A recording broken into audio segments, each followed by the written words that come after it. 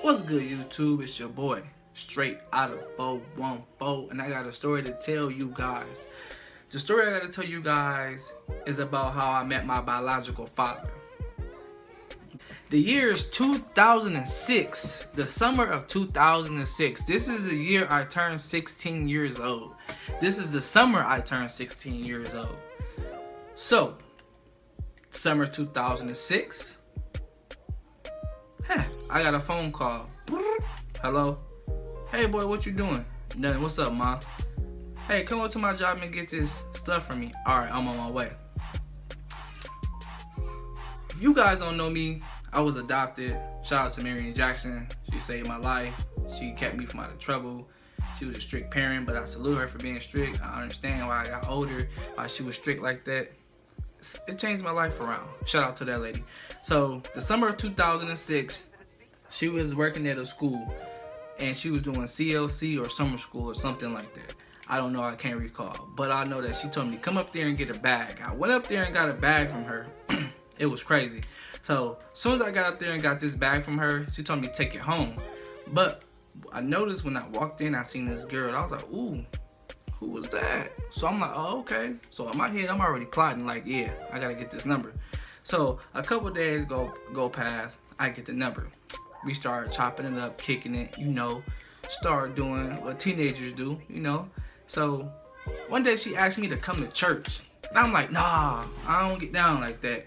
It's not saying that I don't get down like that with the name of God and anything like that. It's just I don't want to go to church. It's boring to me, you know what I'm saying? I tend to fall asleep, all type of stuff.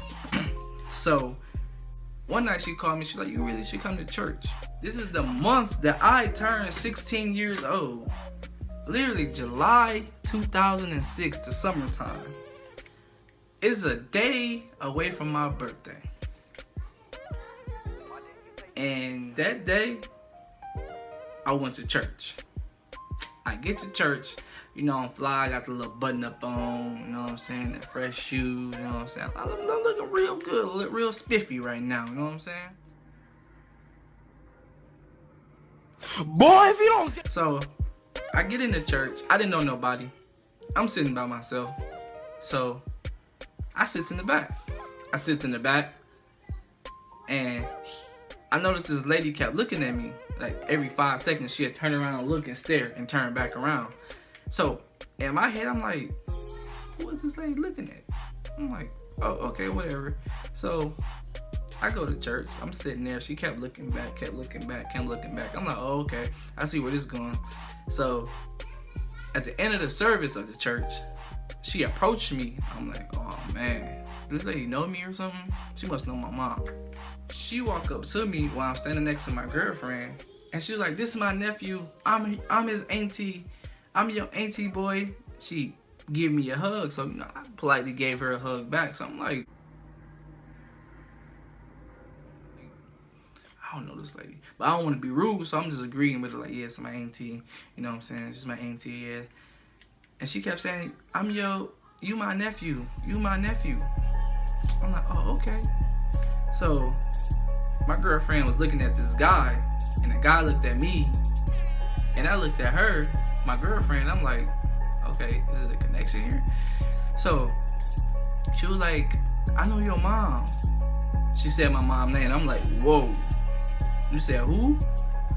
So then she was like, I know your dad's name too. Well, I know your dad's name because I'm his sister. I'm like, what? So she said his name. I'm like, oh, okay, I see where this is going. So I'm like, oh, okay. So in my head, so I'm like, so what's next? Don't know. So she was like, give me your number. I'm gonna have him call you. I'm like, oh, okay. So we swapped numbers. I ended up leaving out because my ride pulled up, and my girlfriend walked up behind me and was like, you know that lady? I'm like, no, I don't know her lady. She just knew my parents, so I just gave her my number. Hopefully one of them will call me or something like that. So I go home that night, and I believe I go home that night. That night I go home, and it's like 7:45. I'm chilling, watching TV. I forgot how to clean up the kitchen. So my mom said, make sure you clean up the kitchen before you go to sleep. You know, I always wait to the last second before I do my chores, because that's when I'm doing the best. So time is now like 11:15.